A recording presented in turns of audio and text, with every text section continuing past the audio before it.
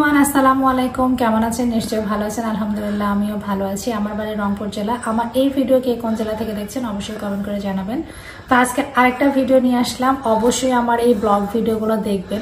আপনারা কিন্তু আমার বড় ভিডিও দেখেন না, শুধু ছোট ছোট ভিডিও দেখেন। বড় ভিডিও কিন্তু দেখতে হবে। আজকে আপনাদেরকে দেখাবো গ্রাম থেকে কি কি নিয়ে আসলো। আমাদের বেশ কয়েকদিন কিন্তু বাসায় তেমন কোনো সবজি ছিল না, বাজারে ছিল না। ওর বাবা গ্রামে গিয়েছিল, আজকে যেহেতু চলে আসছে। তো গ্রাম থেকে আসার সময় আসলে কিছু বাজারও করে নিয়েছে, আর কিছু ফলও নিয়ে এসেছে। বলতে আপেল নিয়ে এসেছে। আমার ছেলে আপেল খাওয়ার জন্য একদম অস্থির হয়ে গেছে, আপেল খাবে। বারবার ফোন করে বলতেছিল। গতকালকে তো তেল ছিল না, আমি একটু খোলা তেল নিয়ে এসে গত 2-1 দিন চালিয়ে নিয়েছি। এদিকে পেঁয়াজ নিয়ে এসেছে, আলু নিয়ে এসেছে। আলুর যে দাম, আমি বললাম আমার মেয়েকে যে এই আলুগুলো 80 টাকা কেজি। তো বলতেছে যে আম্মু, আমি তো আসার সময় দেখলাম যে ট্রাকে 45 টাকা করে আলু দিচ্ছে, সেখান থেকেও কিন্তু আলু কেনা যেতে পারে। চিন্তা করলাম এই আলুটা শেষ হওয়ার আগেই আমরা ট্রাক থেকে আলু নেওয়ার চেষ্টা করব, যে দেখি আসলে ওখানে কত টাকা করে দিচ্ছে বা কয় কেজি নেওয়া যেতে পারে। তো আর এই বস্তাটার মধ্যে কিন্তু আছে কাঁচা বাজার। দেখি গ্রাম থেকে কি কি কাঁচা বাজার নিয়ে আসলো। আমরা কিন্তু বেশ কিছুদিন ধরে গ্রামের বাড়ি থেকেই কিন্তু কাঁচা বাজার নিয়ে এসে খাচ্ছি। সচরাচর আমরা কাঁচা বাজার তেমন একটা কিনি না, মানে শেষ হয়ে গেলে যখন প্রয়োজন পড়ে তখন। তাছাড়া কিন্তু গ্রাম থেকেই সব সবজিগুলো নিয়ে এসে ফ্রেশ টাটকা সবজি নিয়ে এসে খাই, খুব ভালো লাগে। বিলের মাছ,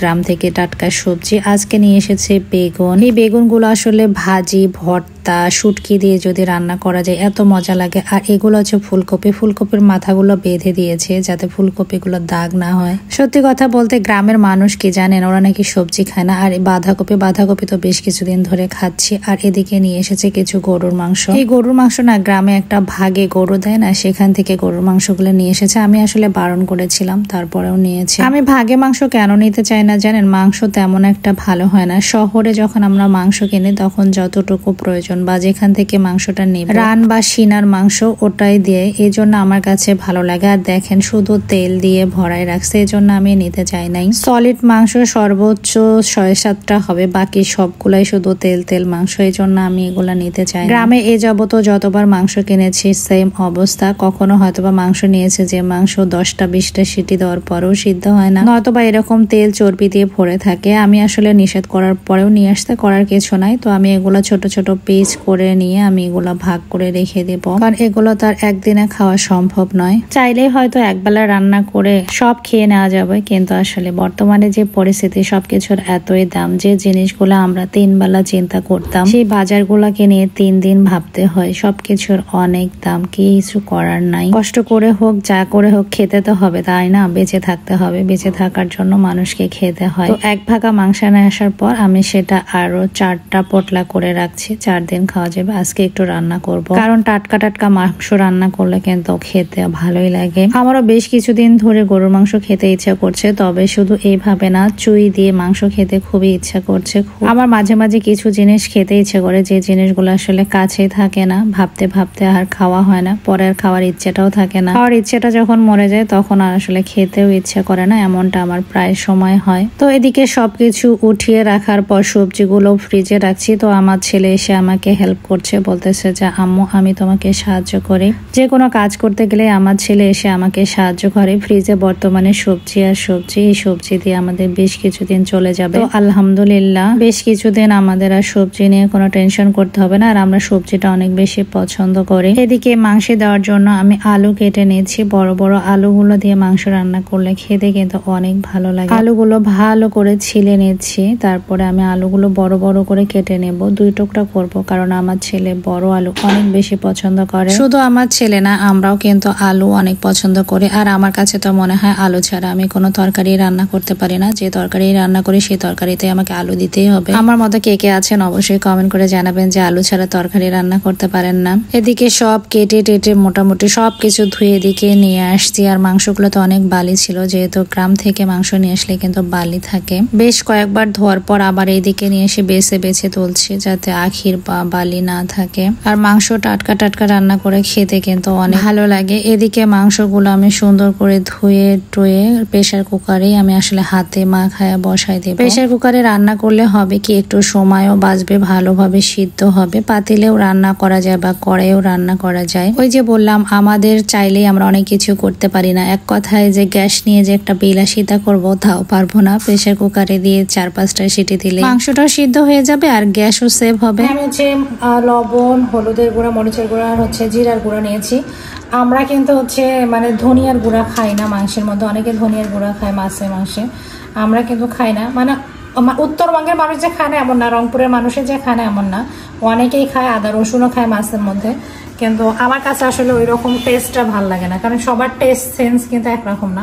আমি আসলে সব ধরনের খাবার খেতে পারি, মশলা হোক, ঝাল হোক, লবণ হোক, যাই হোক না কেন, যে কেউ রান্না করে দিলেই আমার কাছে কেন জানি ভালো লাগে। আমি যখন নিজে রান্না করি, নিজের মতো করে রান্না করি, কম মশলা দিয়ে রান্না করার চেষ্টা করি, যেটা কেন স্বাস্থ্যের জন্য ভালো। আমাদের তো দিনে দিনে বয়স বেড়ে যাচ্ছে, খাওয়া দাওয়ার আসলে সবকিছু চিন্তা ভাবনা করেই খেতে হয়। আমার ছেলে আবার মশলাটা তেমন একটা পছন্দ করে না, ওর প্লেটে যদি মশলা যায় তাহলে ও অনেক বেশি রাগ করে, ও মশলা খেতে পারে না, মশলার ঝাঁঝটাও তেমন একটা পছন্দ করে না। এজন্য আমি কম তেল মশলা দিয়ে, ঝাল টাল কম দিয়ে রান্না করি, যাতে আমার বাচ্চাও খেতে পারে, আমরা সবাই সেটাই খেতে পারি। আর মাংসটাকে আমি ভালোভাবে মেখে নিয়েছি, তাহলে অনেক বেশি ভালো লাগবে। হাতে মাখা তরকারি তো জানেন সব সময় মজা।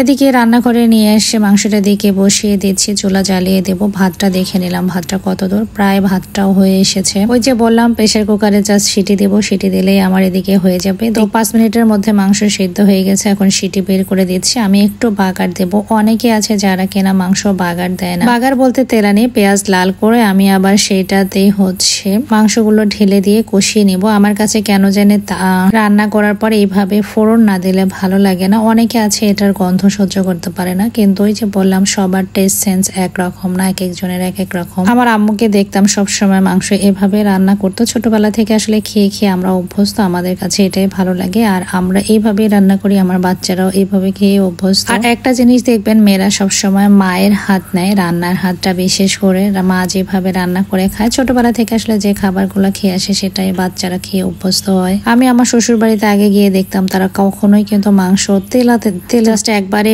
বসিয়ে দিত, একেবারে রান্না কমপ্লিট হয়ে যেত। কিন্তু আমি যাওয়ার পরে আস্তে আস্তে রান্না এভাবে করি, মাঝে মাঝে ওরা যেভাবে খায় ওইভাবেও রান্না করি। দুটাই আসলে আলাদা আলাদা স্বাদ চলে আসে, টেস্ট চলে আসে, যার যেটা ভালো লাগে। আমার কাছে এটাই বেশি বেটার। রান্না বান্না শেষ, এখন খাবো।